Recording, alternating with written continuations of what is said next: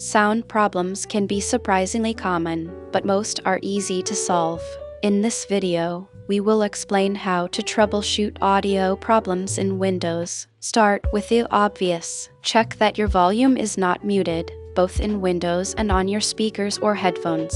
Click the speaker icon in your taskbar to confirm. Next, make sure the correct output device is selected. Click the sound icon and choose the right speakers or headphones from the list, since Windows sometimes picks the wrong one. Run the built-in audio troubleshooter by right-clicking the sound icon and selecting Troubleshoot Sound Problems. It detects and fixes many issues automatically. Update your audio drivers through the device manager, as outdated drivers are a frequent cause. If using Bluetooth audio, make sure the device is connected and charged. Restart the Windows audio service if sound stops completely. Check your cables and ports for wired devices, and test with different headphones to rule out a hardware fault. Working through these steps calmly resolves the vast majority of sound problems without needing any professional help.